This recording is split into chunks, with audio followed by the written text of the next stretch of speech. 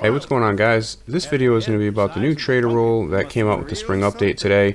We are going to go ahead and set the business up, do the first mission, supply the business, and also do a sale mission, and then take a look at some of the perks that you can unlock as you start to progress through the missions. Now, the way that I ended up starting this, I went to Rig Station, ended up picking up the mail, got a letter from Crib saying I needed to meet him at Valentine. Once you go to Valentine, you know, he prompts you to go ahead and pay 15 gold to buy the butcher table so you can actually start the business. Although I did go to my camp first and I had the option to buy the butcher table, so you might be able to go ahead and bypass that step and then just go right to your camp and buy the butcher table and then start the cutscenes from there. But here we are picking up. I'm in Valentine, going through the little cutscene.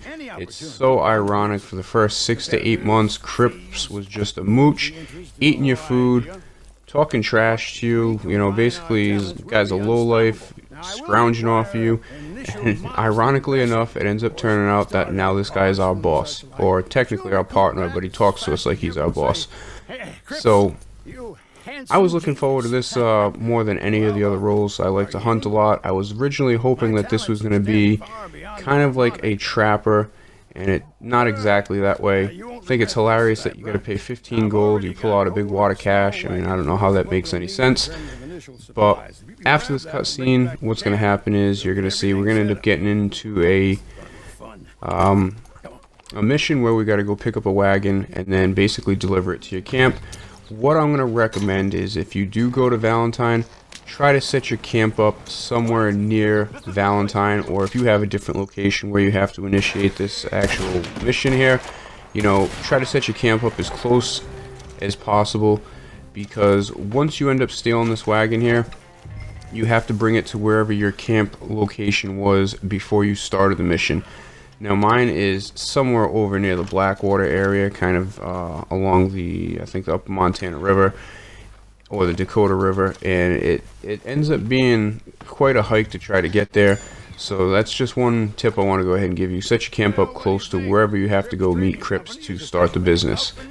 So there was no point in showing the whole thing. I wasn't attacked by anybody. I ended up just coming back to my camp. You can do these missions while you're in defensive mode. And, you know, for this mission right now, there weren't any NPCs that I had to deal with after I initially stole the wagon. Although you'll see when I do my sale mission coming up a little later, there are some NPCs trying to ambush you. Now, we're back at our camp. If you want to go ahead and start this up when you're at your camp anytime, just go to the butcher table, talk to Crip. You're going to see you have materials, production, and goods. You can go ahead and donate things like feathers, teeth, pelts, carcasses. Just keep in mind, you are not able to donate any carcasses or carcass like birds that have been plucked or anything that's been skinned. So just keep that in mind. You start out pretty low. You have only 25% or 25 capacity for your sales, which is not going to pay off that much. Unfortunately, you do have to progress a little bit until you get to, I think, level 5 before you can start buying some of the other wagons that will increase your sale total. So that's going to be a little bit of a grind. Every little thing that you donate, you're going to end up getting XP, which will go towards, you know, unlocking those levels. The higher you go, the better rewards and better items that you can unlock, and the more profit you'll end up making. So you'll see we do have new animations. Whenever you end up dropping birds or deer, you end up chucking them, not just placing them down like we used to before. So even though you've donated some stuff and you do have some stuff to deliver, you will notice it's kind of like GTA. You either have to go ahead and buy your goods, which will get shipped to you, or you have to do a resupply mission. That's basically up to you. Obviously, you're going to make more money if you go out and do the resupply mission than just having the goods delivered for, I think it's a $20 fee. So you have a couple options when you're going to deliver. You can either deliver locally, which will allow you to stay in defensive mode, or you can go a little bit further for an additional bonus as far as cash. When I did do this mission, I ended up noticing that I was in a lobby by myself. I don't know if it was like sometimes when you do the strange missions the first time, it would always, you know, keep you in a lobby by yourself. I don't know how that'll be once you get into, you know, more sale missions, if that'll change. So I had to go ahead to Blackwater to deliver this, and you'll see I ended up getting ambushed here. At first I thought it was somebody else's mission. I didn't know what the hell was going on. I thought I just had to come and drop the stuff off. I didn't expect to be attacked. So I ended up just kind of going in gung-ho. Didn't realize there was as many guys as there were. Almost got myself killed, but we narrowly ended up making it out. And, you know, ended up being a success. Didn't really make so much money. But then again, that's because my capacity is only 25 because we're starting out, and I think you have the small wagon, which is the basic wagon that you get when you go ahead and start the business.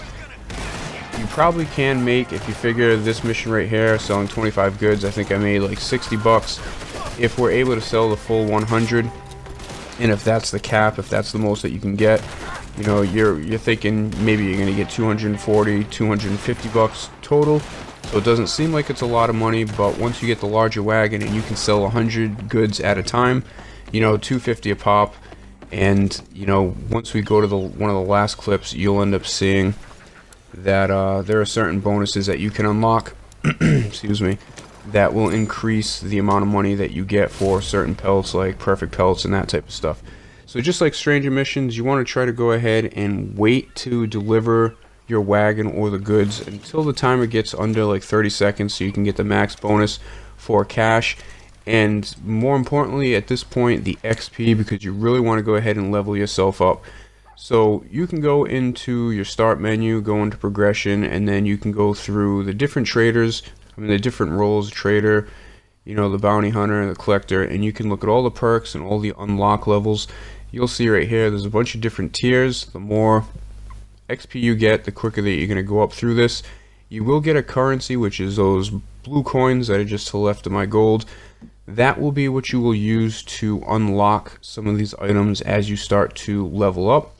Keep in mind though, when you go to some of them, especially when we go down to the bottom part where, you know, we're at the horses and the clothing and the wagons and stuff like that, it'll say you need a certain amount of like those blue coins, and then it'll have a price. You basically are just going to unlock those items with the coins, but you still have to pay the amount, like say 650 for the pot, 550 for the horses, or 150. So you're not basically bypassing the cash price by using those coins. Those coins just unlock it, and then you have to go ahead and purchase it. So the whole thing is you want to go ahead and supply crypts with as much, you know, carcasses, pelts, teeth, feathers, that type of stuff. Again, you're going to get XP for every one of those that you deliver. The more that you deliver, the more missions you do, the more resupplies, the quicker you're going to go ahead and progress, so you can start unlocking some of this other stuff. You can actually get some pretty cool items, but more importantly, you know, you want to go ahead and get the biggest wagon possible so that you're not wasting so much time making a little bit of money. You want to go ahead and get the bang for your buck as you're delivering more products each time that you go ahead and do these.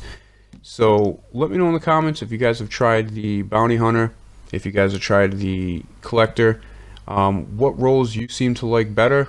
I think this is probably going to be the one I like more. I will be coming out with some more videos. Appreciate you guys watching. Hope you guys are enjoying the update, and I'll see you guys next time.